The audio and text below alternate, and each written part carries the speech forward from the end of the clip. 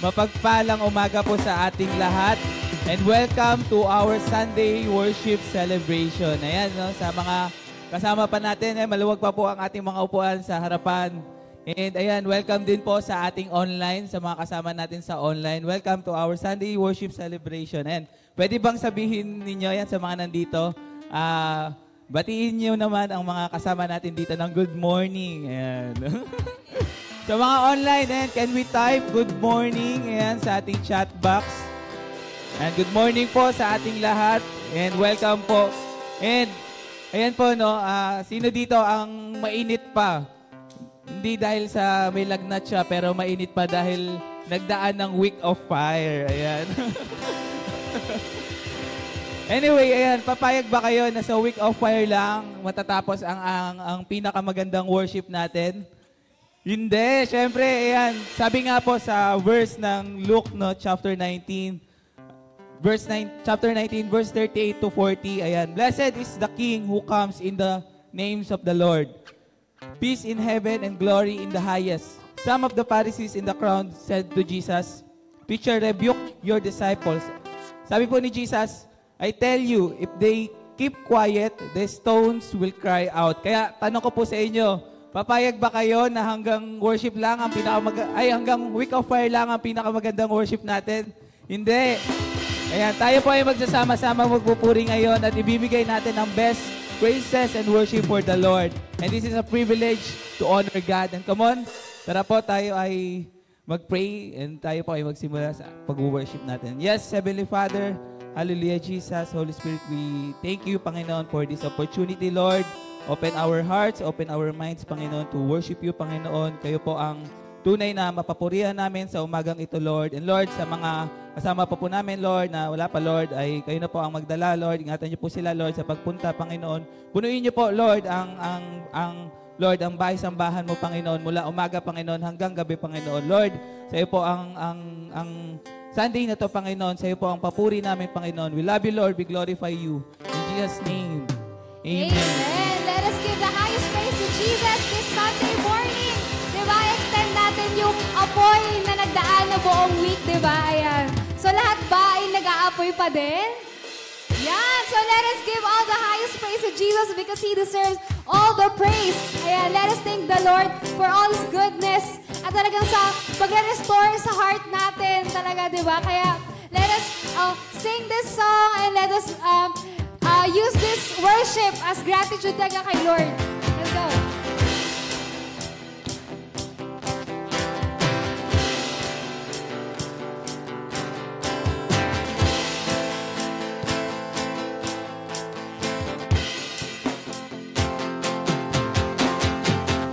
Through you, I can do anything. I can do all things. 'Cause it's you who gives me strength. Nothing is impossible through you. Blind eyes are open. Strongholds are broken. I am living by faith. Nothing is impossible.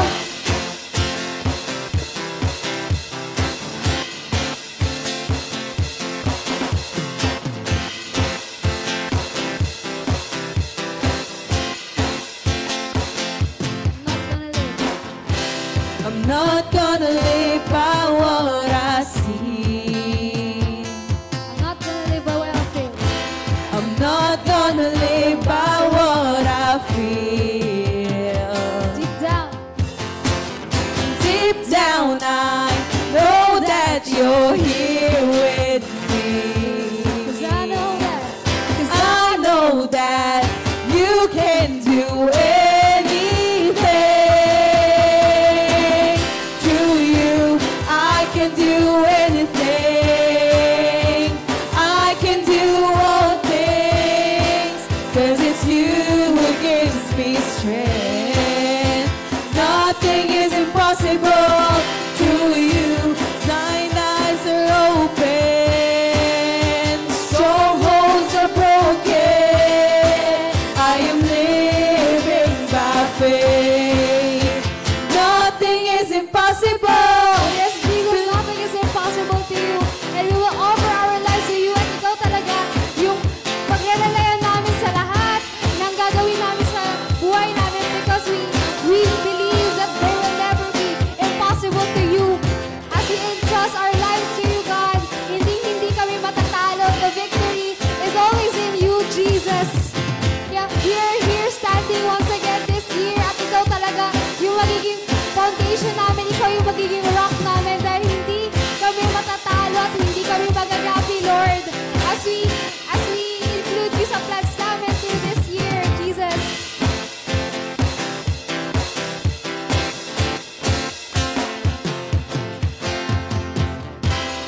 Not gonna live by what I see. I'm not gonna live by what I feel. Deep down. But deep down, I know that you're here with me. I know that. I know that you can do anything.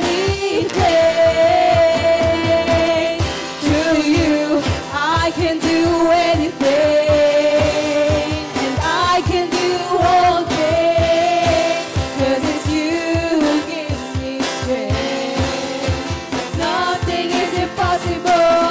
Through you, blind eyes are open. Strongholds are broken. I am living by faith. And nothing is impossible. 'Cause I believe, I believe. I believe, I believe in you. I believe, I believe. I believe, I believe in you. I believe, I believe. I believe, I believe in you.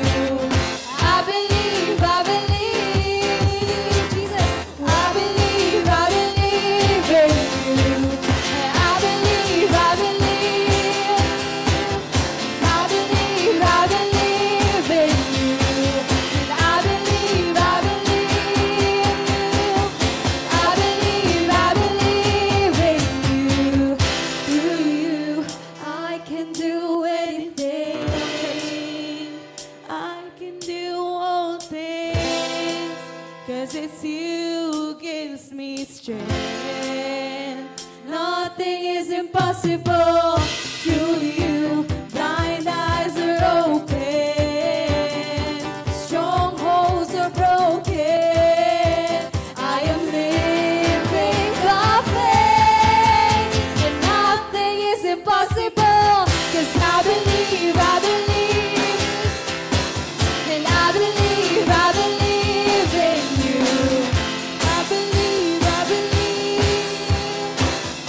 I believe, I believe in you. I believe, I believe. I believe, I believe in you. 'Cause I believe, I believe. And I believe, I believe in you. Oh.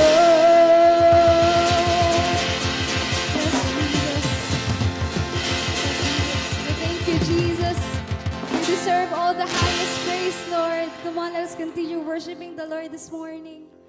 Yes, Jesus. We thank you, Lord. Jesus. Let's take this opportunity to talk to God at talaga mas maging personal sa Kanya. Lord, wag mong tapusin lang dun sa week of fire namin tong fire na meron kami ngayon, Lord. Lord, give us the heart that is capable to worship You every single day, every single time, Jesus, every single second. Because You deserve that, Lord. Wag mong hayaan na maiwan lang yung lahat ng natutunan namin sa week of fire, yung restoration ng heart namin to worship You sa week of fire. Yes, Jesus. Because You're worthy of all the praises. Sa lahat ng ginagawa namin, hindi lang sa pag-awit, Lord. But You deserve all the things that we do for Your glory and glory alone, Lord. Come on, church, let us open our mouths and thank the Lord and worship Him and invite His presence in this place. Come and fill up this place with Your Holy Spirit, Lord.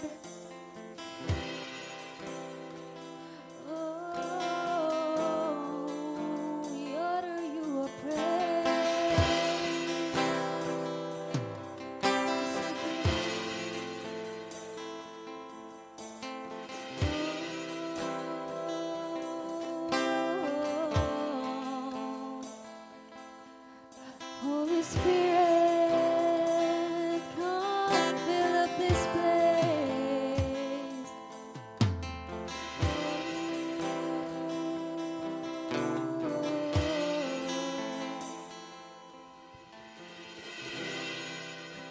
Worthy of every song we could ever sing. Worthy of all the praise we could ever bring.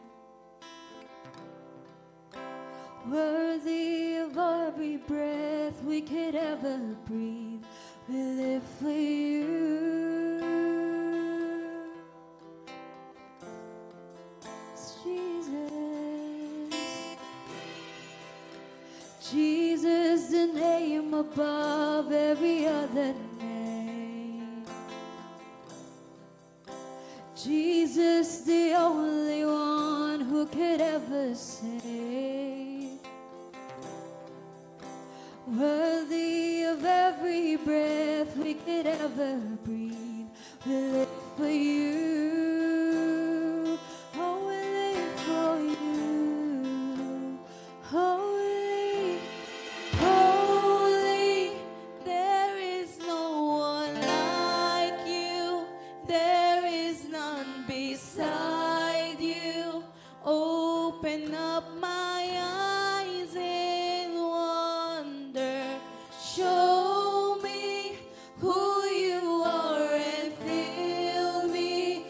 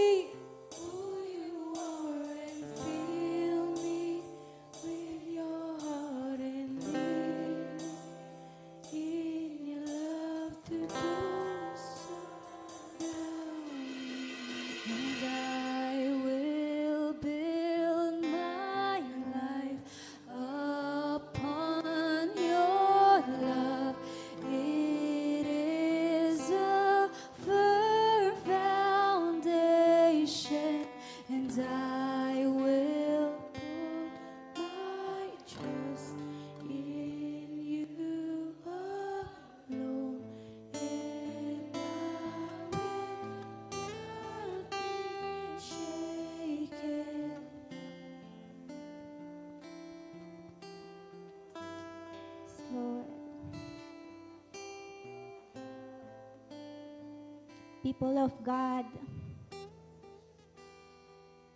if you have been seeking the Lord but cannot see Him, cannot feel Him,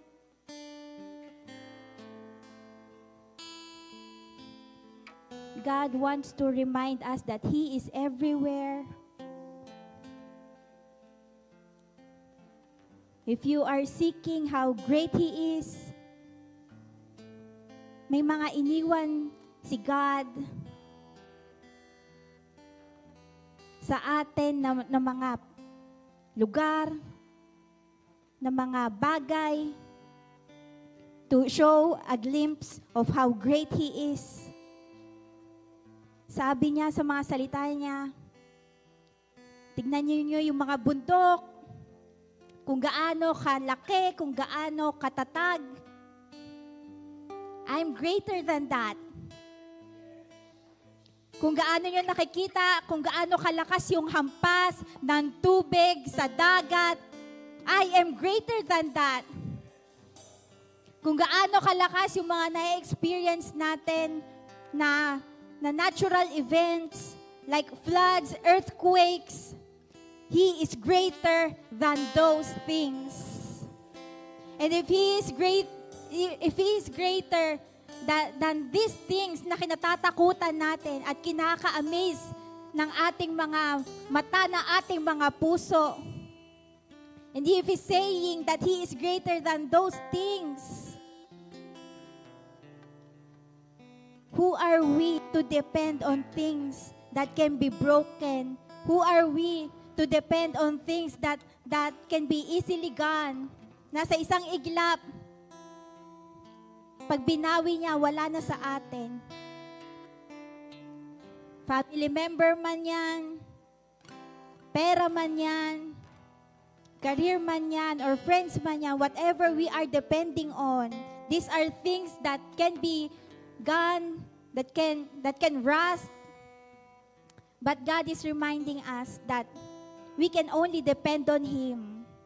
Kasi siya yung hindi nauubos, siya yung infinite God na hindi mawawala. Siya yung infinite God na makakapag-satisfy ng deep longings natin, ng infinite longings natin deep within our hearts. Lord, you are so big, yet so small na kaya mong magkasya dito sa loob namin, Panginoon. Lord, you are so great. Your light is so great, Panginoon, that even we are in complete darkness, just a glimpse of your light can bring hope in our hearts, oh God. Lord, you are so great that even our greatest fear, with just one word from you, Panginoon, we can depend on you. Our faith can be strengthened, oh God. Our hope can be enlightened, Panginoon. Yung mga nauubos naming pasensya, Panginoon, can be lengthened because of you, Panginoon, because of our hope in an infinite God like you, Panginoon. And Lord, gusto ka namin kilalanin, Panginoon. We want to worship you for who you really are, oh God. Lord, we want to know you this day, oh God. This morning, Panginoon, punuin niyo pa ang aming mga puso, oh God, ng iyong presensya, ng iyong pagmamahal, Panginoon. Let us know you today, Panginoon. Lord, hindi lang in our quiet times alone, but in this corporate gathering, oh God.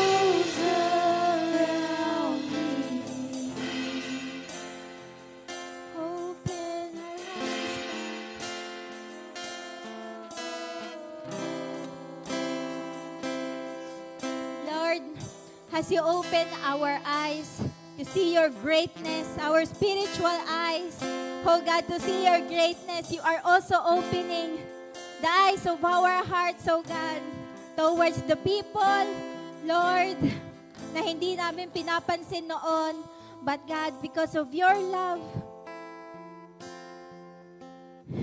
and because of the vision na binibigay niyo po sa amin, we can clearly see these people who are in need. We can clearly see these broken people that are in need of you, oh God.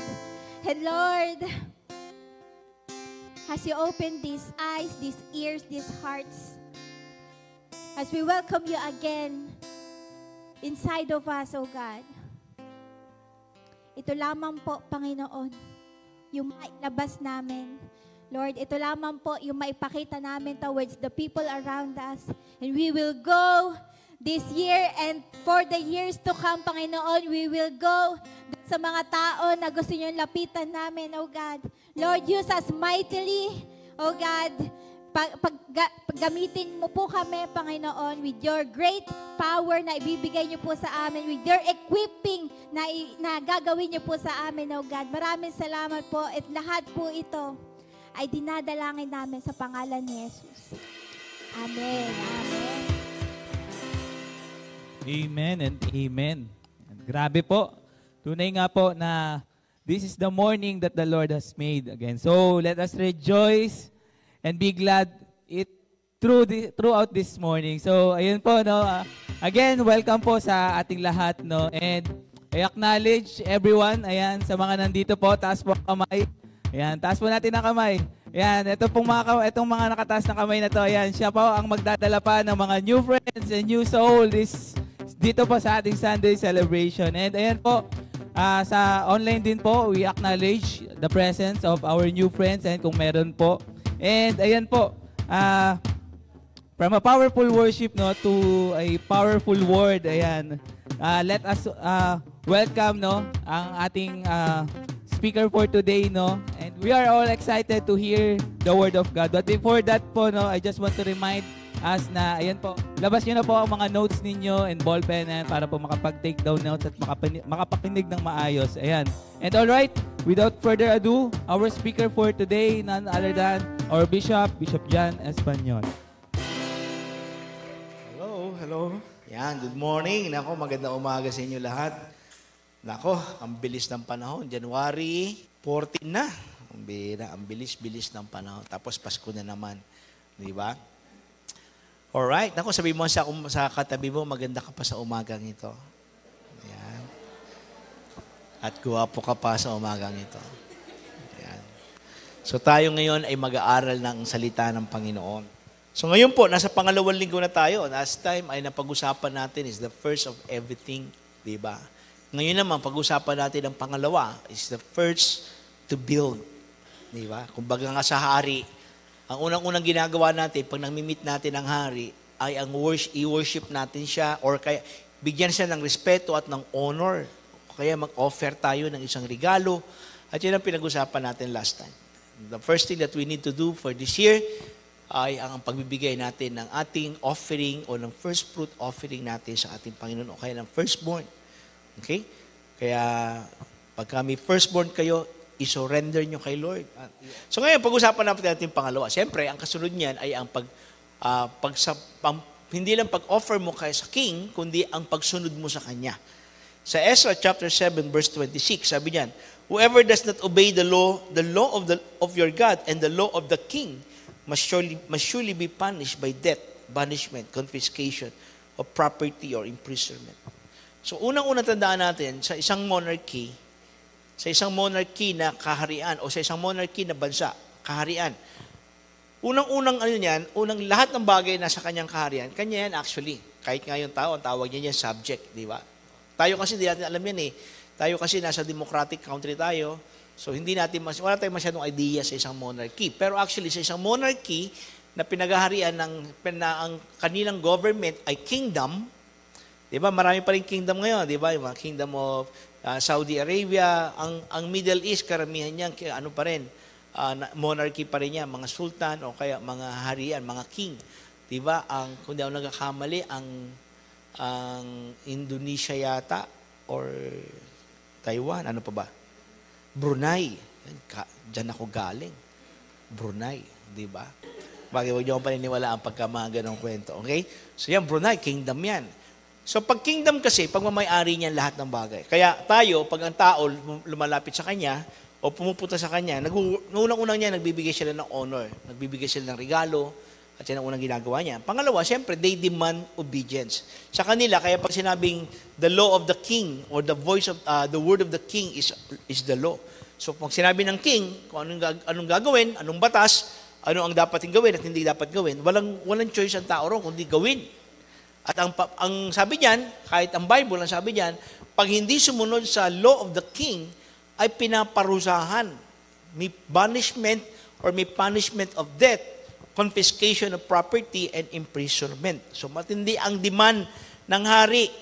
At lumalabas, pati rito pala, pati sa ating Diyos, sabi, whoever does not obey the law of your God. So ang sino mang hindi sumunod sa ating Diyos ay mapaparusahan. So nagdidiman si God ng obedience natin. Yan ang isang kailangan natin pag-usapan at kailangan natin gawin. Marami kasi sa atin, hindi natin alam ang importance at ang wisdom ng pagsunod sa ating hari o sa ating Diyos, sa kanyang mga salita. Kasi para sa atin, ang pagsunod sa Diyos at ang pagsunod sa mga utos niya parang optional eh. Bakit optional? Kasi parang ang feeling natin, hindi mabait naman ang Diyos, naiintindihan tayo. Yan ang isang mali natin. Nandiyan pa ba kayo? May kausap ba ako rito?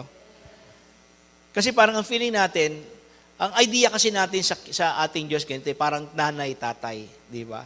Kasi si nanay o kaya si tatay, pagka nagsabing, huwag mong gawin yan. Di ba? Yung anak naman, ang tigas ng ulo, di ba? Tama ba? Mga tatay at mga lolo, di ba? Yung mga anak natin, di ba? Lalo si Jerome, di ba? Ang bait-bait ni Jerome, di ba? Tsaka sino pa? Si Isaiah, di ba? In-identify no? Pero siyempre, yung mga batang yan, siyempre, una bata pa yan. Pero siyempre, habang lumalaki, kahit naman tayo, nung bata tayo, di ba? Ayan na, dumarating na yata.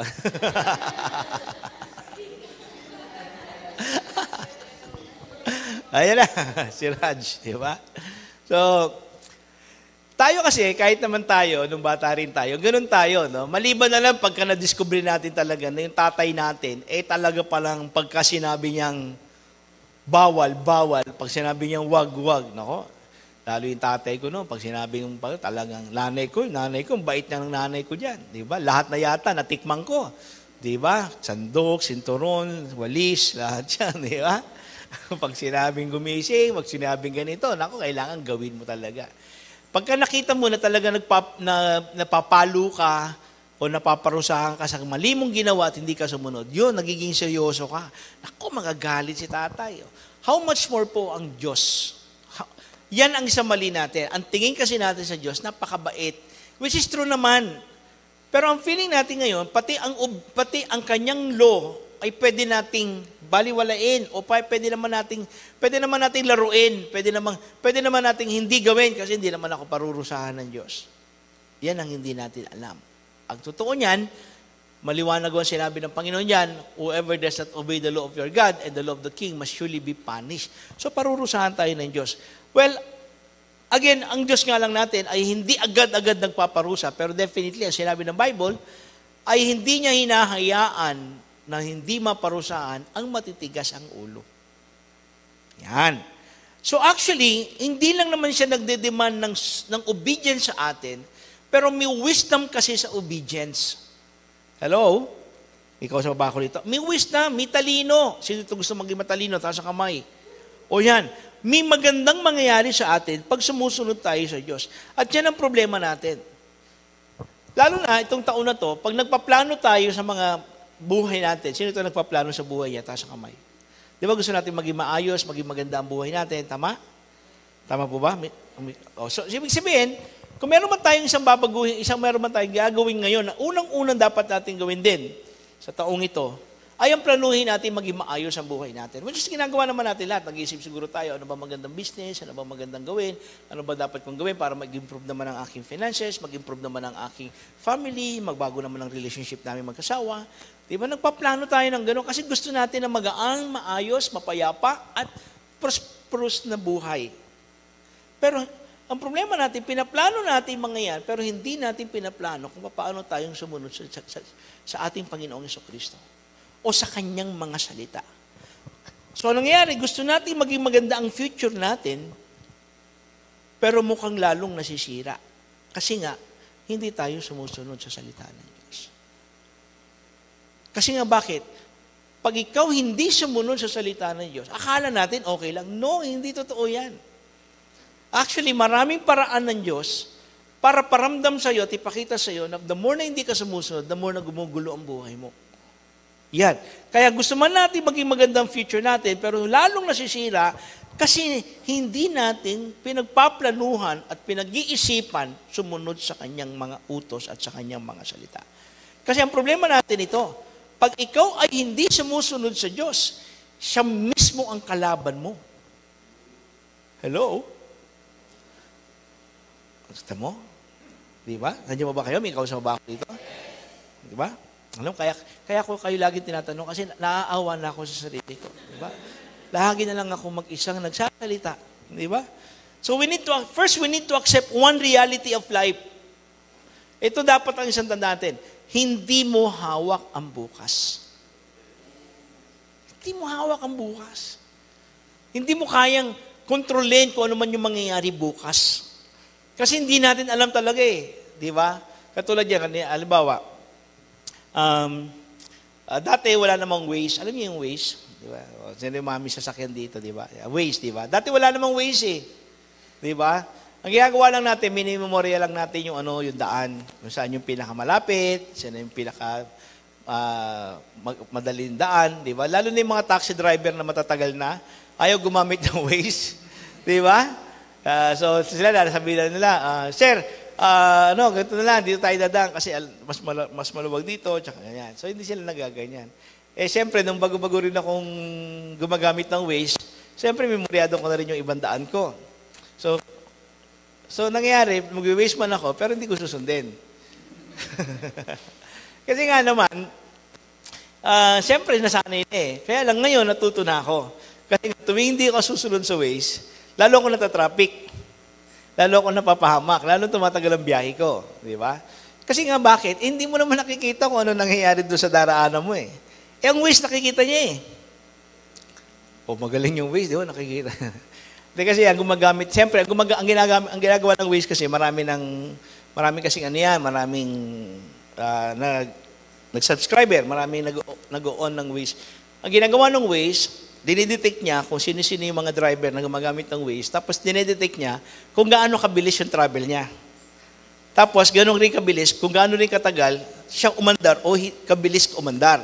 So, nadedetect niya yun. So, pag mabagal yung gumagamit sa areang ito, nadedetect niya na may traffic doon. At yung iba, nire-report. Di ba? May report doon kung may Waze ka. So, nangyayari, nare-report ng Waze kung yung dadaanan mo, traffic ba o hindi. Meron pa yan, kung may banggaan o wala. Eh, ikaw hindi mo naman alam yun eh. Hindi mo alam yun. Ikaw naman, assume ka lang na, di ba, bakit ako pinadadaan dito? Eh, layo nito. Ako gano'n eh. Di ba? Ngayon natuto na ako eh. Lalo dyan pag galing ng Cavite. Nung una kasi ang ginagawa ko, pagpapunta ng Manila, from Amadeo, siyempre daan ko lagi Halax tsaka SLEX. Kasi yan ang pinakamabilis. No? Kaya lang, mabilis yun kung hindi rush hour. Kaya lang, may mga time na napapauwi ako ng rush hour. So, siyempre, halimbawa, lalo na pag umuwi ka pag lumuwas ka ng mga 3:00 ng hapon, pag dumaan ka dyan, siyempre, ituturo ng Waze, hindi ako dadaan dyan, hindi ako magkakalak, idadaan ako dito sa Governor's Drive, papunta sa may Dasma, ganyan. So, layo naman ito. Ako pinaikot. Eh, nung una, hindi ako sumusunod eh. So, nangyari, traffic yan mula sa may rotonda ng Calax, palabas ng SLEX. Ako, traffic na yan. Hanggang hanggang sa may entrance ng Skyway, traffic na yan. Kaya, pag di ako sumusunod, natatraffic ako. Kasi nga, hindi ko man nakikita eh. Pero ngayon, tuwing sasabihin niya sa akin, Dito ako mag-governor's drive ako, papunta sa Dasmariñas, kasi idadaan ako sa Villar City. O alam niyo yun, may bago kasing daan. Doon ko na-discover, pambihira, may bago palang daan dito. Minsan ganyan si God. Hindi mo kasi nakikita. Nasanay ka lang na dapat ganito gawin mo, ito puntahan mo, ito direksyon mo. Hindi mo nakikita future eh. Ngayon, ipinapakita sa'yo, may gagawin pala si Lord o may mangyayari pala in the future pero hindi ka sumusunod. So lalo kang napapahamak. So gulo ang buhay mo. So tandaan natin, hindi mo hawak ang bukas, siyempre lalo nung hindi mo rin hawak mamaya kung anong mangyayari. You can only assume. Kaya nga marami sa atin, akala natin, dahil may stable ka ng trabaho mo today, akala mo stable ka na for the rest of your life. Hindi rin totoo yan. Di ba? Ang daming ganyan nangyari. Di ba? Ilan ang akala nila, hindi babaksak ang Nokia, bumagsak ang Nokia. Maraming tuwan-tuwan dahil nasa Yahoo group na sila, nasa Yahoo company sila. Aba, ngayon, halos hindi na natin narinig ang Yahoo. Di ba? O kilala nyo ba yan? O hindi na. O hindi nyo na alam yan. Di ba? Nung panahon namin, yan ang sikat. Si Yahoo, di ba? O, ngayon, ang kilala nyo lang, si Google. O, di ba? So, akala natin, matibay na yung ang kumpanya mo. Hindi pala. Hindi mo alam kung bukas malakas ka pa o buhay ka pa. Di ba? O, ilang taon na nakita natin, akala niya, lakas-lakas niya, di ba? Ang ganda-ganda, o biglang all of a sudden, may sakit pala. Ayun na, bumagsak ang katawan, nawala na ang kanyang lakas. Hindi mo rin alam, bukas kung mabait ang anak mo. Maaring ngayon, mabait ang anak mo. Pero sa susunod na mga panahon, hindi mo alam. Di ba? Kasi siyempre, makakabarkada yan. At hindi mo na alam kung sino makakontrol o makamanipulate ng kanyang isipan. Hindi mo rin control ng isip ng tao. Yung boss mo na mabait ngayon, biglang tinopak. Di ba? O yung asawa mo parang inosente, pambihira. Aba, biglang, paano nangyari yun? Di ba? Bakit nagtanong ka ng relasyon? Mas maganda pa ako roon. Hindi mo alam. Di ba? So, hindi ko sinasabi maging praning tayo sa future. Ako, hindi naman gano'n. Di ba? Huwag tayo maging praning. No? Pero, tanggapin natin ang reality na hindi natin control ang bukas. Hindi natin kayang hawakan. Kasi posibleng may pangit na mangyayari. Posible lagi yan. So, ano dapat mong gawin? Anong pwede mong gawin sa future? Ito na-realize ko. Do what is right today and your future will be bright. Diba? Pag ginawa mo yung tama ngayon, most likely, at hindi lang, for sure, mas magiging maganda ang kinabukasan mo. So, wag mong isipin yung bukas. Wag mong isipin masyado to the point na praning ka na para ngayon. Hindi. Yes, pwedeng maaring may magandang mangyari bukas, pwede mong planuhin yung bukas, pero kung yung ginagawa mo ngayon, yung pinaplano mong gawin ngayon, ay hindi naman naka-align doon sa plano ng Diyos o doon sa pwedeng mangyaring hindi mo alam, pwede pa rin magulo yan. Pero kung ano lang ang pwede mong gawin na tama ngayon, so for sure, magiging mas tama ang iyong kinabukasan. The only way to control your future is to do what is right today. Amen? May kausap ba ako dyan? Diba? Kung alam mo yung tama at ano yung sinabi ng Diyos, yun ang gawin mo ngayon. Kaya lang problema ito, ano ba ang tama? Sabi mo sa katabi mo, may tama ka ba? Diba? Ay, mali pala, ano ba ang tama? Diba? Sabi niyan, James chapter 4, verse 13 to 15, o isang example ito. Now listen to you. Listen. You will say today or tomorrow we will go to this or to that city, spend a year there, carry on business and make money. Uy, parang abroad. Di ba? Alam mo, bukas pupunta ako ng Canada, magmamigrate kami roon. Di ba? O kaya sa Australia, o kaya sa New Zealand, o kaya sa Antarctica, di ba? So, punta ako niyan, sabi niya ganun. Magtatrabaho ko roon, magkakaroon ako ng magandang trabaho, magiging maayos ang buhay ko, punta ako sa greener land, and magkakaroon ako ng maraming ipon, magiging maganda ang future ko. Di ba? Madalas natin marinig yan. Di ba? Alam mo kasi dito sa Pilipinas, walang future eh. Di ba? Sa Sa ibang bansa, alam mo, tuwing may nakakarinig ako niya, nagpapanting yung tenga ko. Di ba? So parang mo sinabing lahat na nasa Pilipinas walang future. Di ba? So alam niyo, pagka gano'n, kung mag-a-abroad kayo, huwag niyo na sasabihin, alam dito sa Pilipinas, wala kasi akong future dito. Ha? Di ba? Alam mo, maganda kasi, mas magiging maayos kasi ang buhay ko ron eh. So lahat kami dito, pangit. Di ba? Sabi niya, napapanting ang tenga ko, nakakarinig akong ganyan eh. Di ba? Mga kwento ng ganyan. Hindi ko na lang pinapatulan kasi di ba? Pero meron ako sang ganyan, sinampal ko eh.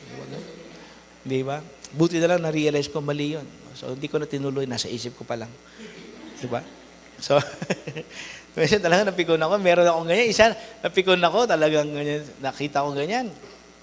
Nag-post ako, halos, muntik na ako i-bash, ginilit ko na lang agad. Kasi talagang ayaw naman nila masabing, di ba? Ayaw naman nila magpa-correct na hindi naman totoong, di ba? Sabi kasi nila, maganda raw ang future nila roon. Mahirap, and then sabi pala niya, ang hirap-hirap kasi ng buhay sa abroad. Diba? Kayo mabuti pa kayo mga nasa Pilipinas. Kumbaga, anggang ng buhay nyo. Ba't ka pumunta dyan? Di ba? Nagre-reklamo ka, ang hirap ng buhay mo sa abroad. Ba't ka pumunta dyan? Di ba? So, ang sabi dito, today or tomorrow, we will go. Sabi niya, huwag mo sabihin daw na ganyan. Why? You do not even know what will happen tomorrow. What is your life? Sabi ng Bible, you are a mist that appears for a little while and then vanishes. Para ka raw amog. Na nandito ka sa umaga, pagdating ng umaga, nandiyan ka, pero maya wala ka na. Sabi niya gano'n. Instead, sabi niya gano'n, you ought to say, if it is the Lord's will, we will live and do this or that. Kung kalooban ng, so ibig sabihin, kung ang kalooban ng Panginoon mag-abroad ako, praise God, mag-abroad ako. Pero gusto ko, pamilya ko. Pero kung kalooban ni Lord na ganito ang business ko, kalooban ni Lord, bless ako ni Lord yan. So, madaling salita, ang blessing talaga is doing the will of God. Alright? So, sapat natin sabihin, if it is the Lord's will, then I will do it, and then God will bless me. Kasi bakit? Hawak ng Diyos ang buhay mo at kinabukasan mo. Amen? Hawak ng Diyos ang buhay mo at ang kinabukasan mo. Siya lang ang may control ng buhay mo. I mean, pag sinabing control, hindi kanya kukontrolin. Pero kaya niyang dalhin ka sa kabutihan, sa kagandahan, at pwede niyang hayaan ka sa kapahamakan. God holds the future. Parang may kantang ganyan, di ba? He holds the future. Paano wala na nito, ano ko? The future. Merong isang talingaga ang Panginoong Jesucristo about buhay, about life. Matthew 7, verse 24 to 27. Therefore, if everyone who hears these words of mine and puts them into practice, ito yung parable of the wise and foolish builder. Ito, therefore, everyone who hears these words of mine and puts them into practice is like a wise man who built his house on the rock. The rain came down, the stream rose, and the wind blew, and the beat against the house. Yet it did not fall because it had its foundation on the rock. But everyone who hears these words of mine and does not put them into practice is like a foolish man who built his house on the sand. The rain came down, the stream rose, and the winds blew and beat against the house, and it fell with a great crash. Ang ganda ng istorya ng Panginoong Jesucristo at marami tayong matututunan dito. Tingnan, Unang-una dapat natin daan, everyone is building our house. Lahat tayo ay nagtataguyod ng buhay. Tama? Lahat tayo. Bakit ka nagtatrabaho? Bakit ka nagbi-business? Di ba? Bakit ka nagpapamilya? Gusto mo ng maayos at magandang buhay. Tama ba? Mali. That means lahat tayo ay nagtataguyod. Lahat tayo ay nagtatayo ng isang pamilya. Lahat tayo nagtatayo ng isang magandang magandang buhay. Yan ang gusto natin mangyari. Di ba? Gusto natin maging maganda ang pamilya natin. Gusto natin maging masaya ang pamilya natin. Tama? Gusto natin maging strong ang family natin. And we are building a house. Pag sinabi nating house, ang ibig sabihin niyan, we want a comfortable place where we can be at rest. Di ba? Gusto natin ng isang lugar na kung saan magiging matiwasay, maayos, At maganda. Gusto natin yan. Gusto natin ng isang buhay o isang bahay na may pag-ibig, kagalakan, kapayapaan, pagmamahalan sa bawat isa. Gusto natin ng magandang buhay sa madaling salita. And we are building that house. Lahat tayo magtatayo ng ganyang klase ng buhay natin. Tama po ba? Kaya lang, ang tanong dyan, saan mo itinatayo ang buhay mo? Pag sinabing saan mo itinatayo, ano ang iyong pinaka-perspective sa buhay mo? Ano ang pinaka-prinsipyo mo sa buhay mo? Actually, lahat tayo may ganyan. Lahat tayo may ganyan. Kumbaga, may basis ka sa mga decision-making mo. Tama? Mag-abroad ka, ano basis mo? Diba? May reason ka. Yun ang lagi mong isisik. Kasi ang problema natin, sa totoo lang, minsan, hindi mo napapansin, meron ka talagang pundasyon. Ang problema lang, hindi mo alam kung ano pinaghuhugutan mo ng pundasyon na yun. Paano? Halimbawa, magre-resign ako ng trabaho ko ngayon. Ilipat ako ng trabaho. Bakit? Actually, ang problema, lagi mong binibigay na reason, yung mga pang-ibabaw lang, yung mga shallow reason lang. Hindi kasi hindi ko na gusto yung, hindi ko gusto yung boss ko eh. Tama? Pero actually, may underlying factor yun, yung pinaka-main reason. Kaya lang minsan, hindi natin sinasabi yung pangit na reason kasi alam mo pangit. Halimbawa, magre-resign ako sa trabaho ko to kasi ayoko ng trabaho to. Bakit mo nasabing ayaw mo? Kasi hindi ko gusto yung boss ko eh. Bakit mo sabi mo hindi mo gusto yung boss mo? Kasi hindi niya ako binibigyan ng opportunity. Paano mo nasabi hindi ka binibigyan ng opportunity? Kasi laging yung isang kasama ko ang nabibigyan ng opportunity. Paano mo nasabi yun? Kasi feeling ko lagi siyang nabibigyan ng chance para mag-travel. Ako hindi ako nabibigyan ng travel. Bakit hindi ka nabibigyan ng chance mag-travel? Kasi parang hindi sila nagtitiwala sa kakayanan ko eh. Bakit hindi ka nagtitiwala sa kakayanan mo? Bakit? Kasi lagi akong late eh. Nag-gets nyo?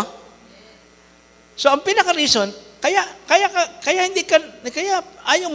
gusto mo umalis kasi nga, nagdedemand ng boss mo nung mas maging masipag ka. Pero totoo lang, hindi ka masipag. So, ang pinaka-reason mo talaga, mas gusto mo ng komportableng buhay, di ba? Tama?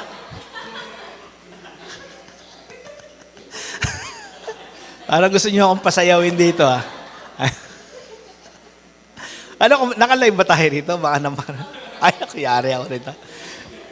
Ilan live pala. Pala natin to. Nagigits niyo yung sinasabi ko?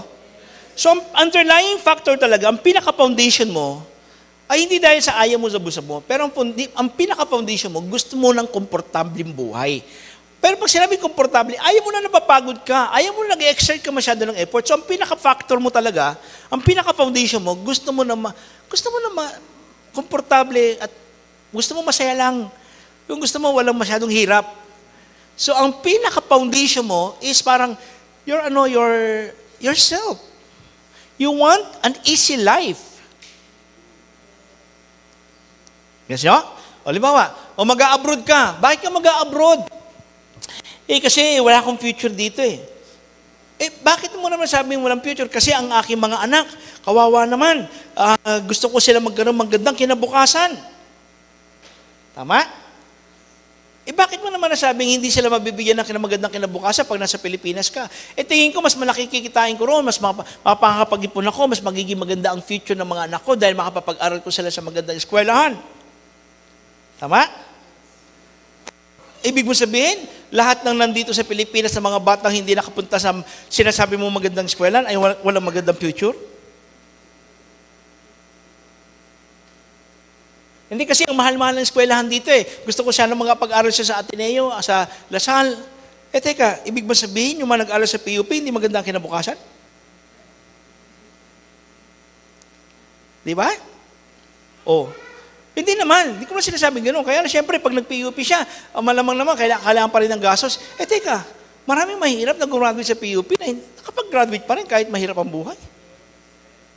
Hindi kasi sa Canada, pasensya na, kasi ganito, kasi libre ang schooling dito. Libre ang schooling to. Teka, alam niyo ba libre na yung schooling dito? Hanggang basta state university, libre ka na rin? O, libre ka na. So reason, ano ba talaga? Hindi ko sinasabing lahat ito baka magalit yung iba sa akin. Okay? Baka naman talaga, kasi gusto mo lang talaga magpagawa na ng magandang bahay. Baka gusto mo lang makabili na talaga ng kotse. Baka gusto mo lang talaga makabili agad ng mga gusto mong bilhin, pero hindi talaga pinaka-main reason mo ay yung future ng pamilya mo, o kaya naman yung pag-aaral ng anak mo, pero gusto mo lang talaga mabili mga gusto mo. Di ba? So, ang pinaka-foundation mo talaga ay gusto mo mga material na bagay na mapipili mo na agad na hindi mo mabili ngayon kasi nga, kulang ang pera mo. Pero pag nandoon ka, sobra pera mo, mabibili mo. So gusto mo talaga, ang foundation mo talaga, ay mga material na bagay. Nag-guess nyo?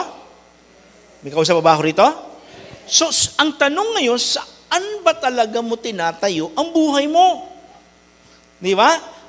Yan ang dapat nating pag-aralan. Alamin mo sa sarili mo, saan mo ba tinatayo ang buhay mo? Sa mga material, kaya nga sinasabi natin, sa mga material na bagay ba? Sa pera ba? Sa tao ba? Di ba? Kasi nga, wala sa dami talaga ng gamit at pera nakasalalay ang tibay at tagumpay ng buhay mo, kundi kung saan mo ito tinatayo. Nakakita na kayo online? Wala ako rito. Nakakita na kayo, sana pala nalagay ko. Nakakita na kayo ng isang building. Ito madalas sa China nangyari ito. Yung isang building na malaki, tapos tumagilid na ganon at bumagsak, pero buo pa rin yung building. Tama? Sino nakakita na ng ganon? Taas sa kamay. Hanap mo nga ako dyan sa internet, di ba? Ang daming ganyan ngayon. Ang laki ng building, pero nakatumba. Pero hindi naman totally wasak yung building. Kaya lang tumumba na. Kasi bakit? Ang babaw ng pundasyon. Maaring maganda na nga ang buhay mo, pero pwede ka pa rin bumaksak. Kasi bakit? Hindi matibay ang pundasyon. Ang masakit pa niyan, kung hindi na nga matibay yung pundasyon mo, bumaksak ka pa na wasak pa ang buhay mo. Yan ang mahirap. Kaya dito sa kwentong ito, makikita natin, may dalawang klase ng pundasyon. The rock and seashore. Hindi pala, rock and sand. Di ba? Bato at buhangin. Hindi parang gano'n. Kastilyo, kaya may kantang ganyan Ang kastilyong buhangin pala, ang minumutya. Tama ba yung kanta ko? Tama ba tay? Mali. Di ba? May kantang ganyan. Di ba? Sa kastilyong buhangin pala ang tinayo mo. So yan sinasabi. Dalawang bagay na pinaglalagakan natin ng buhay ay mga nagbabago, mga di nagbabago at nagbabago. Ito yung dalawang ito. Una ay ang bato, si Yesu Cristo. The rock, si Jesus Christ. Kaya ang pangalan natin, Jesus the rock. Or kaya naman, si Jesus ay ang bato. Ang rock daw ay si Yesu Cristo. Ang sand daw ay mga bagay sa mundong ito, the things in this world. Si Jesus ay hinahalin tulad ng Biblia sa bato. He is called the rock of our salvation. The truth is, it is only God who does not change. Hindi nagbabago ang Diyos. Hindi siya nagbabago sa kanyang pangako, hindi siya nagbabago sa kanyang salita, hindi siya nagbabago sa kanyang character, hindi siya nagbabago sa kanyang qualities. Kung meron mang isang bagay na pwede natin talagang pagkatiwalaan, ay ang Diyos. Nakakita na kayo ng mga tao, nagkaroon ba kayo ng mga kaibigan na dati ang bait-bait, ngayon hindi na. Nagbago ka na. Di ba? Ang sakit. Kasi totoo niya, may mga tao kang magbabago. May mga tao nagbabago at nawawala dahil nagbago sila. Ang sand daw ay simbolo ng mga bagay sa mundo, like pera, tao, posisyon, material na bagay at iba pa. Lahat ng ito ay nagbabago. Ang pera mo nagbabago. Tama? Noong 1990s, pag nanalo ka ng milyon, milyonaryo ka na, sikat ka na, makakabili ka ng kotse, makakabili ka ng bahay. Tama? Ngayon, nanalo ka ng 1 milyon, ano mabibili mo? Kulang pa sa lupa. Makakabili ka row house, cash, 800,000. Pero after nun, wala na. Wala na. Yung 1 milyon mo, akala mo, nagbabago yan, nagdi-depreciate yan. So, ang pera nagbabago. Ang tao nagbabago. Akala mo, ang ganda-ganda ng trabaho ng mister mo, bigla nawala. Di ba? Lakas mo, nagbabago ang lakas mo. Di ba? Dati, lakas-lakas mo, talagang kahit saan ka pumunta, bigla ka ng kasakit. O di wala na. Nagbabago ang lahat ng bagay sa mundong ito. Pangatlo, nakita natin, di ba? So, dalawa raw. Una, nakita natin, lahat tayo nagtatayo ng bahay. O lahat tayo nagtataguyod ng buhay natin. Meron tayong pinaglalagyan na pundasyon. At yung pundasyon daw na yun, either bato o ang lang buhangin. Ang bato raw ay si Jesus at ang buhangin daw ay mga bagay sa mundong ito. Pero ito ang isa pang reality at isa pang katotohanan na nangyari sa buhay natin. Everyone will go through testing and problems. Walang taong exempted sa problema. Kahit Christian ka pa, kahit anak ka pa ng Diyos, dadaan ka sa maraming problema. Tama po ba? Dadaan tayo sa matinding testing ng buhay natin. Lahat tayo ay dadaan sa matinding pagsubok ng buhay natin. Ano dumating daw sa bahay? Una daw, umulan, bumaha, and then lumakas ang hangin. At yung hangin na yun, bumating ang bagyo, pilit daw na pumapalo dun sa bahay hanggang sa magiba ito. That means dumarating ang matinding pagsubok sa atin, hindi para, ito maganda, kinuwento ni Jesus Christ yan, hindi para sa isisirain ko buhay mo, hindi. Hello? May good news ako sa inyo. Ang pagsubok sa buhay ay hindi dumating para sirain ang buhay mo. Hello? Dumating ang pagsubok sa buhay natin para tingnan saan ka ba nakatayo? Sa bato ba o sa buhangin? Sino rito ang gustong malaman kung sa bato siya nakatayo? Apat lang kami. Salamat sa nag-response. Sino to gusto makasalaman kung saan tayo nakatayo? Sa bato ba o sa bahang? Gusto mo ba? Kung gusto mo malaman yan, sinabi na rin dito. Una, dapat natin tandaan, dadating ang pagsubok. So bata ka pa. Marami sa inyo, bata pa. Marami pa kayong daraan pagpasubok. Amen? Marami pa.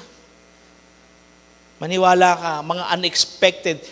God never promised us a bed of roses, a life that is a bed of, we are lying on a bed of roses. Hindi totoo yan. Diba? Hindi nangako si Lord sa atin na you will have a lasting, blessed life. Hindi nangako si Lord yan na parang mula ngayon tumanggap ka hanggang sa pagdating niya, magiging masayang buhay mo. Hindi nangako si Lord ng ganyan. Pero nangako si Lord sa atin na sa gitna ng pagsubok, dadaan daw tayo sa apoy pero di tayo masusunog. Dadaan daw tayo sa dagat pero di tayo malulunod. Darating daw tayo sa apoy pero instead na masunog tayo, lalo raw tayong kikinang. Di ba?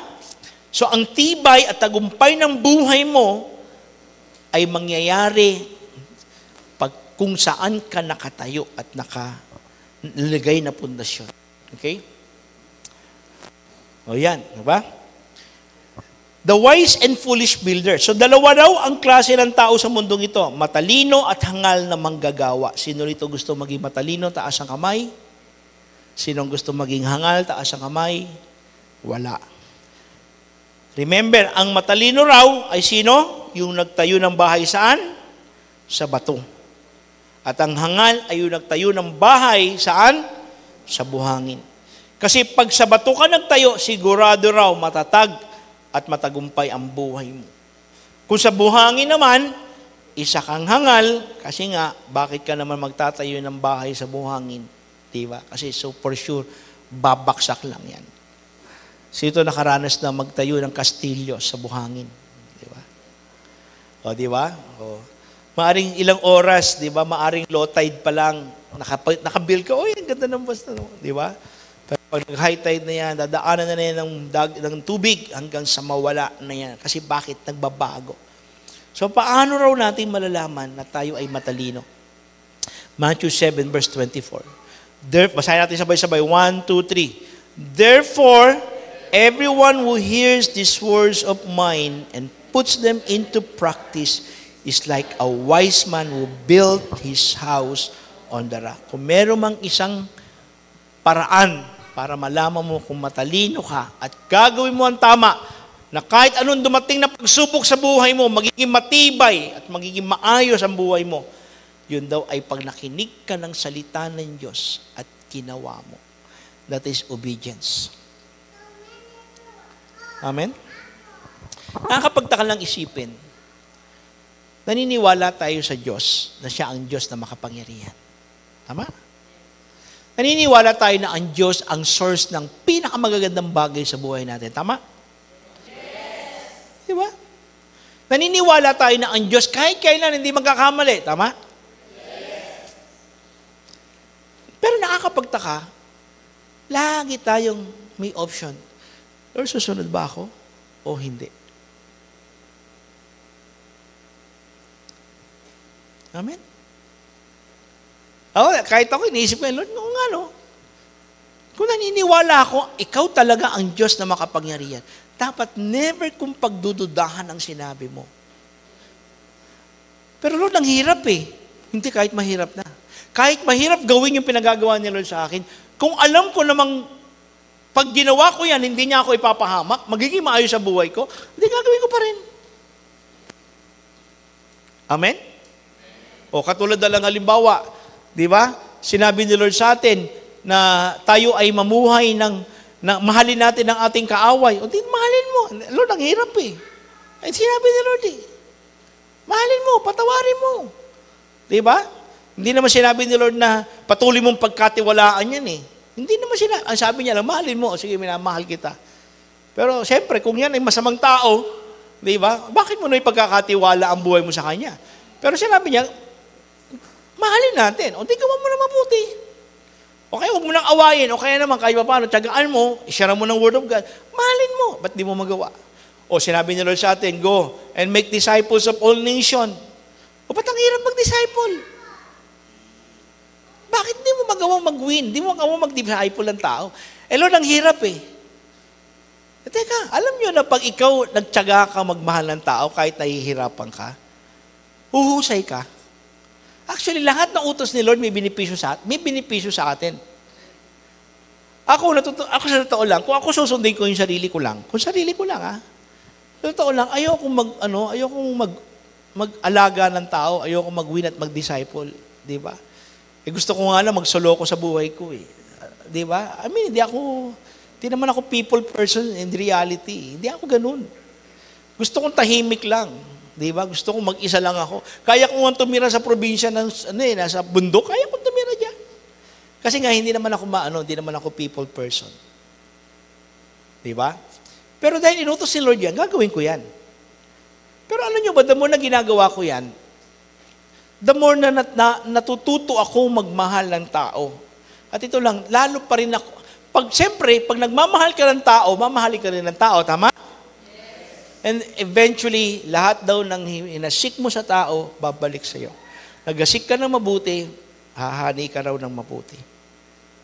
O kaya naman, pag natuto ka magmahal ng tao, eventually, pag ikaw ay nagtatrabaho at naging supervisor ka na, in-appoint ka dahil magaling ka makitungo sa tao, i-appoint ka, ipopromote ka, magiging manager ka, magiging supervisor ka, magiging executive ka. Kasi bakit? Magaling kang umawag ng tao. Kasi natuto kang magmahal. Kundi may benepisyo ka.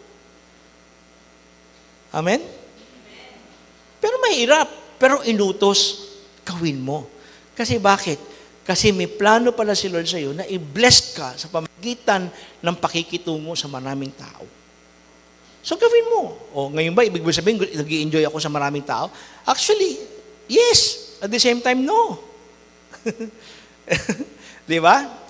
Pero hindi naman ako yung tipong parang hipokrito na kunyari nag-i-enjoy ako. Hindi. Meron lang akong limit. Anong ibig ko sabihin may limit lang? Kumbaga, kaya ko makikwentuhan, kaya ko makipagbiruan, kaya ko alam mo yun, di ba? Makipag-usap sa maraming tao, pero may limit lang. Hanggang mga 2 hanggang 3 oras lang. Totoo yan. Pag lumipas na yung mga 2-3 oras na yan, parang gusto ko nang umalis, lumayo, gusto ko nang manahimik ulit. Di ba? Pero hindi ibig sabihin, kasi ang problema natin, pagka pinairal mo yung yung ugali mo na gusto mo ikaw lang, hindi mo masusunod yung utos ng Diyos na magmahal ng tao. Tama? May kausap ba ako dito? Ibe-bless ka ni Lord. O yung tithes, mahirap ba mag-tithes? Ba, wala sumasagot. That means madali sa inyo mag-tithes. O, di ba? O, mahirap mag-tithes sa totoo lang. Lalo first fruit, mahirap. Pero tanong, naniniwala ka ba kay Lord? O, kung naniniwala kang gawin mo. Kasi bakit? I-bless ka ni Lord. Kasi bakit? Wala naman tayong testimony na nagbigay, tapos lalo naghirap ang buhay. Hindi lahat na ng testimony pinilis ni Lord. So that means, paniwala ka. Hear and obey God's word. Actually, marami pa. Marami pa. Actually, yung sinabi ng Bible, huwag kang kakain ng taba, huwag kang kakain ng ganitong pagkain. Sinabi sa Old Testament yan. Actually, pag ginawa mo pa rin hanggang ngayon yan, hindi na bawal kumain ng mga pagkain na ganyan ngayon. Pero actually, pag ginawa mo pa rin yan, magiging healthy ka. Kasi lahat ng pinagbawal sa Bible na pagkain, actually, pag sumobra ka pala kumain yan, hindi ka magiging maayos ang pangangatawa mo. Katulad ng mga walang kaliskis. Pinagbawal ng Bible yan, walang kaliskis, di ba? Huwag kayong kakain ng mga isdang walang kaliskis. Sinabi ng Leviticus yan. Alam niyo bakit pala? Matataas sa uric acid yung kanyang isda. Ako, favorite ko yan. Favorite ko yan tuna, galunggong, salmon, lahat ng yung tulingan. Ang sarap niyan. Yata. Diba? Ang sarap niyan. Diba? Ako mahilig ako sa baka, laman loob, laman labas, lahat. Nanay ko, bumibili yan natin ng mga mahilig yan sa liver steak. Naku, gusto namin yun, yung liver steak. Yung buong liver, hiwain na, kasarap. Praise God, ayan, diretso na kata. Diba? Diba? Bumabaluktot na.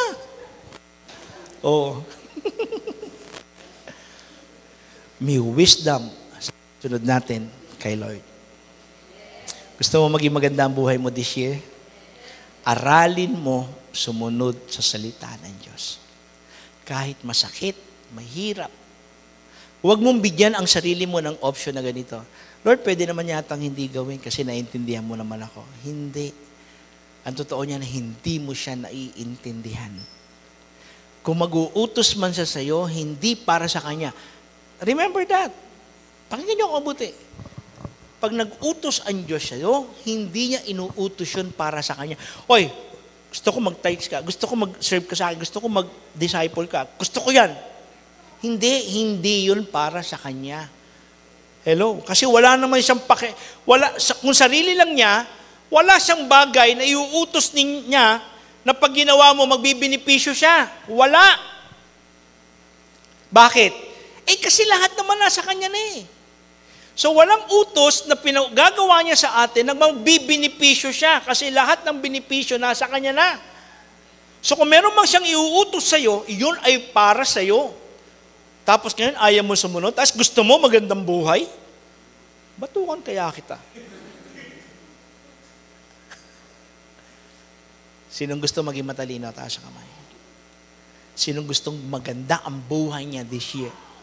Sumunod ka sa salita ng Diyos. Tatayo tayong lahat, mananalangin tayo. Let us worship the Lord. Thank you, Jesus. Purihin ang Panginoon. Pasalamatan natin ang Panginoon. Thank you, Jesus. Thank you, Lord. Kapatid, alam mo sa sarili mo kung talagang seryoso ka na sumusunod sa Kanya. Alam nyo paano malalaman? Pag nag-i-struggle ka. Yung nag-i-struggle ka alam mo may pinagagawa sa sa'yo tapos parang nahihirapan ka. Tapos ang ginagawa mo na lang, hindi lang, tsaka na lang. Ayan, ibig sabihin, meron kang hindi sinusunod. Pero masakit ito, yung parang okay lang sa'yo kahit walang gawin. Okay na to, walang pagbabago. Nakakatakot yung ganyan. Nakakatakot yung ganyan. Wala na akong baguhin, yung okay na ako, basta mahalaga, nag-aatil ako. Yan, nakakatakot yan. Kasi bakit? Baka nagtatayo ka ng bahay sa buhangin. Kasi tutuloy ko lang. Kasi pag nagtatayo ka ng bahay sa bato, mahirap humukay at gumawa ng pundasyon sa bato kasi matigas. Pero pag nahukay mo yan at naitayo mo yung buhay mo sa bato, magiging matibay ka. Isang gusto natin yung madali lang Hukay ka lang kasi ang gaang-gaang. Hindi ganun. So this time, I want you to close your eyes. Saan ka nag-i-struggle sumunod kay Lord? Ano yung nag-i-struggle ka na gawin? Yun ang dapat mong pag-aralan ngayong taon na to. Na gawin. The first thing that we need to do is to build our life in a right foundation if you want to have a good and blessed future in your life. Is to build your life in the right foundation. So right now, come on. Sabihin mo sa Kanya, Lord, tulungan mo ako maging sensitibo sa mga bagay na hindi ko pa nagagawa para sa iyo o hindi ko pa nagagawa na pinaggagawa mo sa akin. Lord, ayoko mangyari na aatin lang ako ng church pero parang wala nang kailangan baguhin sa buhay ko. Hindi. Gusto kong itayo ang buhay ko sa pundasyon na matibay at yun ay ang salita mo. Kung gusto mo yan, kapatid, manalangin ka, kausapin mo ngayon ng Panginoong Jesucristo, sabihin mo sa Kanya, Panginoong Jesucristo, tulungan mo ko na maging sensitibo sa mga salita mo, sa mga utos mo, at tulungan mo kung magawa ko po yun. Tulungan mo ko na unahin talaga na gawin ang utos mo. Kasi yun ang pinakamagandang gagawin ko sa buhay ko this year. Ang makinig at sundin ang salita mo. Come on, sabihin mo yan sa Jesu Kristo. I want to hear your word. I want to obey your word. I want to build my life in the right foundation. Father, we thank you, Lord God. Come on, just worship the Lord. Oh, Rabasikaya, Rabala, Rababayan. Father, palakasin mo ang conviction ng bawat isa. Palakasin mo, Panginoon, ang matinding desire na sundin ka. Sa pangalan ni Jesucristo, lahat kami, walang ma-exempt. Lahat kami rito. Kasi hindi pa namin talaga fully na-obey ka, Lord. So right now, Lord, I will put my trust in you, in your words, Lord. And I will not be shaken, and I will build my life upon your love. It is a firm foundation, and I will put my trust in you alone, and Yes. I will not be shaken, Lord God. I will obey you, Lord God. I will hear you and obey your words. In Jesus' name. Lahat kami, ako, Panginoon, susunod ako sa iyong salita. Gagawin ko yan kahit nahihirapan ako. Kasi ako naman ang magbebenepisyo sa bawat pagsunod ko sa iyo. not be shaken. Holy, there is no one like you. There is none beside you. Open up my eyes in wonder and show me who you are and fill me with your heart and lead me in your love that goes around me. Oh, yes, Lord. Father, we thank you. We bless you, Lord God. Panginoon, Lord, I pray lahat kami dito.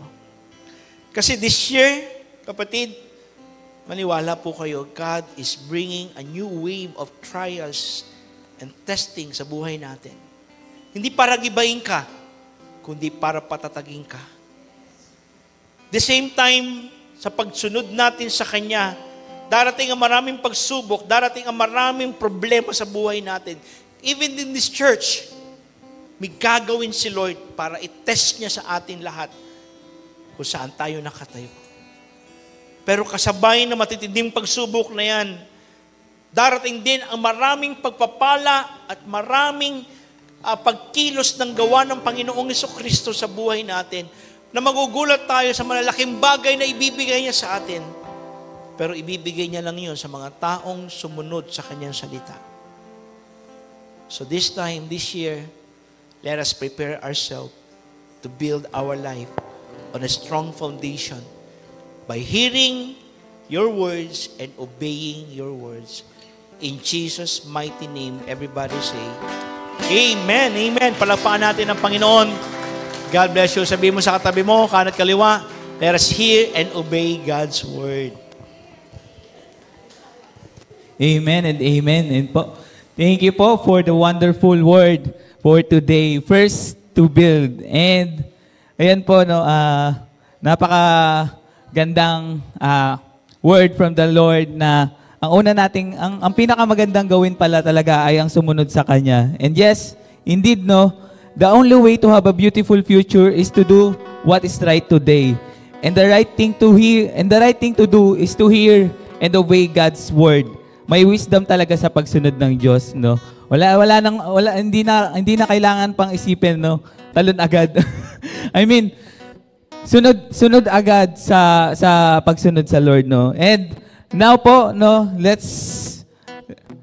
tayo po ay pumunta na po sa pinaka-exciting part ng ating Sunday celebration po, which is giving. So, ayun po, no, I would like to share po a testimony po, no, before we give, no. Actually po, no, kahapon ko pa po ito pinag-iisipan po kasi ayun po, I'm a student po right now. Nagte-take po ako ngayon ng review, ng pagre-review po sa review center po for board exam. And right now po, nag-stop din po talaga ako sa work dahil ayun, kailangan ko din po mag-focus. So right now po, ayun, ay naranasan ko po talaga yung magkaroon talaga ng walang income, walang baon din. Ayun, I mean, nakakatanggap naman po ako syempre sa parents ko. Ayun, thank God, praise God, dahil sila po talaga yung nagpo-provide sa akin. Pero ayun po, this year, sa pagsimula po ng taon po, ay tinuruan po ako ni Lord ngayon to really offer, surrender to Him sa pagbibigay din po sa Kanya. Lalong-lalo na po dun sa first fruits. First fruit po, no? And right now po, ngayon ko po na-realize kung gaano po yun kahalaga, gaano kahalaga yung pagsunod sa Diyos sa pagbibigay ng first fruit po. And ayun po, hindi ko alam kung paano ko i-share, i-explain yung magiging kinabukasan ko, pero ayun po, yung nag-strike po talaga sa akin, na-realize ko po today talaga ay wala nang iba kundi ang sumunod sa Diyos. So, right now po, ayun, nabigay ko po yung first fruit ko this year. And I am so excited po sa mangyayari pa dahil, ayun do, ay bigay lang din naman din sa akin yun ng Panginoon. Kaya, ayun, I'm praying din po sa mangyayari pa sa pagbibigay na to. And naniniwala po ako na ang lahat po, no, ng mga bagay na binibigay natin para sa Diyos, this offering man, this tithes man for God, ay may mararating na souls, may mararating na mga tao to reach out more people po. And ayun nga, kagaya po ng sinabi po sa kwento ng offer po ng widow, offering po ng widow from Mark chapter 12 verse 43 to 44. Binigay po ng widow yung kanyang lahat na meron siya. And alam niyo po, penny lang yung nabigay niya, as in, barya lang talaga. And sinabi po dito ni Jesus, I tell you the truth, that this poor widow has put more into the treasury than all the others. And, ayun po, they all gave out their wealth, but she, out of her poverty, put in everything, all she had to live on.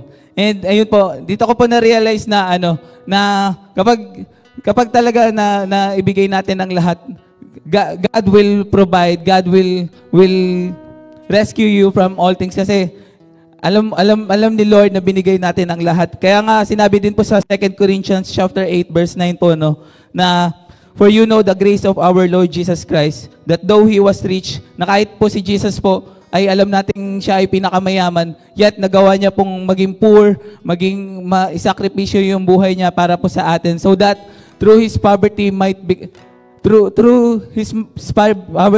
become rich. Tayo po ay binigyan niya ng grace and mercy. Tayo naman din daw po ay magkakaroon din daw po ng kasaganahan sa ating buhay. So, ayun po, no. I encourage everyone, no, this January, yan, first month of the year, yan, sa mga mag-first fruit, I encourage everyone na kayo po, yan, sa mga nagbibigay po ngayon, lahat po ng iyan ay hindi po in vain at lahat po ng iyan ay may magandang ibibigay po ang Lord. May maganda pong ibibigay na reward din po ang Lord sa pagbabalik natin sa Kanya. Yun po ay hindi magkukulang. Yun po ay mas magiging siksik at liglig pa sa ating buhay. And I pray na tayo po ay magkaroon din po ng heart of being obedient sa lahat din po ng pinapagawa ng Lord. Kaya, ayun po, excited po ba ang everyone to give? And everyone, ayun po, may mga envelope po tayo sa ating chair. Ayan, sa mga envelope po natin, ayan, for clarification lang po, ay may mga, hindi na po natin susulatan yung mga envelopes natin mismo dun sa envelope. May mga nakalagay na po tayo yung paper na susulatan po for our information kung sa offering or sa tithes nyo po ba ibibigay yan o sa first fruit. And ayun po, bago po tayo magbigay, okay lang po ba i-lead po natin ang everyone sa prayer? Tapos let's pray. Yes, Heavenly Father, hallelujah Jesus. Maraming salamat po for everything, Panginoon. Salamat po for the opportunity, Lord, na binibigay niyo po sa amin araw-araw, Lord.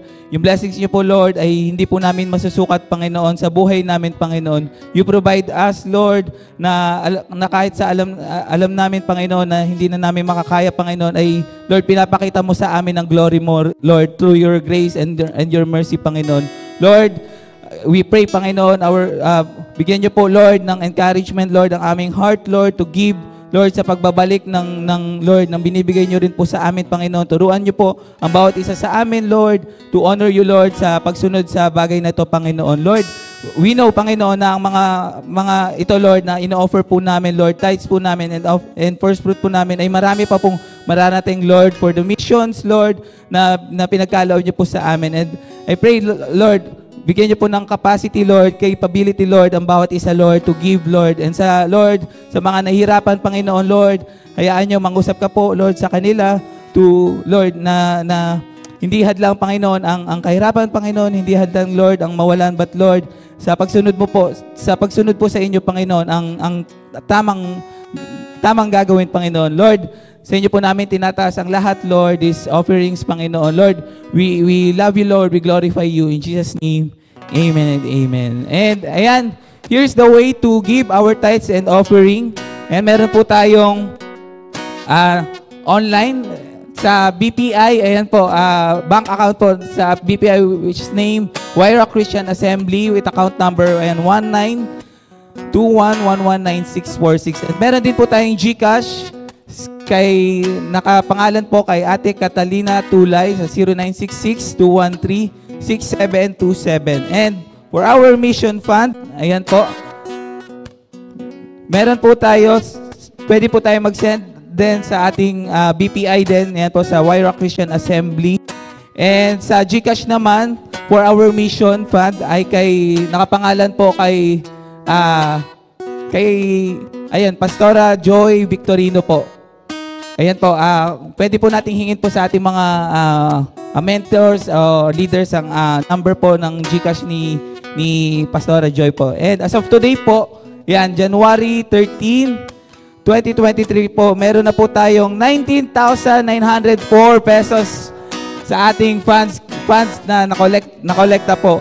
We still need 20,096 pesos para ma-hit ang target natin. Ayan, kaya po ba natin ma-hit ang target natin? Sino ang naniniwala? Taas ang kamay. Woo! Ayan po. So, today po, ayan, you can send it yan, sa ating QR code na meron po tayo. And right now po, ayan, tinatawagan ko po ang ushers, yan, para po sa ating giving and offering. And habang, ayan po, for our announcement naman, and number 1 po, for our January 2024 Sunday Worship Celebration, first of all, ayan po, meron po tayong Sundays, ayan, schedules which is 9:30 a.m., 2 p.m., 7 p.m. And so 9:30 a.m. ay most likely nandito po ang ating online. Pero, ayan, I encourage po sa lahat ng lahat po ng nasa online, ayan, ma-meet po namin kayo face to face. Ayan. So, ayan, second announcement naman po ay ang ating youth training workshop. Ayan po. So, ito po ay gaganapin sa January 20, Saturday, 9 a.m. to 6 p.m. Free training po ito. Dito po yan sa Sparks. Ililid po tayo ni Coach Joy Victorino, Coach Jamie Resolo, and Coach Raymond Marty Victorino. So, ayan po, for more information po ay visit ayan po, yung ating Facebook page po ng Youth on the Rock. Next announcement is Designated Career Planning Week. Ayan, ito po ay gaganapin sa January 15 to 19. Free online session po ito and may 2-hour guided workshop. So, ano po yung na-expect dito? Makaka-access po kayo ng 4 career progression talks and free physical life coaching session at the nearest designated life coaching group to your workplace. And guided career pathing workshop to help you come out with an achievable step-by-step guide for your career plans this 2024. Pang-apat po, follow-through sessions with a life coach for accountability and applications support. So, sign up now. Ayan po sa ating mga working or mga professionals po natin. So, ayan po. To register po, visit nyo rin po ang ating official page ng Designated Life Coaches sa ating FB page. The next announcement is sa YBs, ayan, Kape at Pandesal Summit, a Filipino startup breakfast meet-up po for a trailblazing entrepreneurs. So, gaganapin po ito sa January 27, 8:30 to 10:30. Dito po yan sa Spark Place, Cubao po. For more info po, we can contact si Kuya Joel Dakuma po. So, ayan. Tapos na po ang ating announcement po, no? And, ayun, I hope and pray na lahat po tayo ay na-refresh ngayong araw po, no, sa ating Sunday worship celebration po. Again po, no, sa bawat isa po, no, this will not be the last time na makakasama pa natin ang isa't isa dahil marami pa po tayong pagsasamahan this year sa Sunday celebration ng 2024. So with that, let's end this service with a prayer and pray for our giving as well. And yes, Heavenly Father, Lord, tunay nga po na Ikaw ay dakila sa aming buhay, Panginoon. Lord, maraming salamat po sa pagtuturo mo po sa amin, Lord, in hearing and obeying your words, Panginoon. Lord, we pray, Panginoon, samahan niyo po kami, Lord, sa araw na to, Panginoon, sa week na to, Panginoon, to really apply this word in our lives, Lord. Lord, turuan niyo po kami na mas maging matalino pa, Panginoon. Lord, at ang pagiging matalino, Panginoon, ay ang piliin ka, ay ang sumunod sa inyo, Panginoon. Ituro niyo po sa amin ito, Panginoon. Lord, kayo na po ang mag-bless sa bawat isa, Panginoon. Lord, sa mga nagbigay, Lord, kayo po ang magbalik, Panginoon. Provide, Lord, what they need, Lord, sa mga prayers po nila, Lord. Every one of us who prays, Lord, for healing, Lord.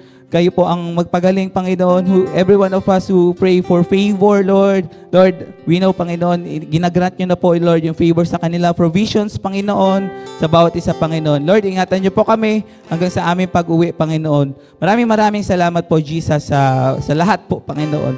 Love you, Lord. We glorify you. In Jesus' name, amen and amen.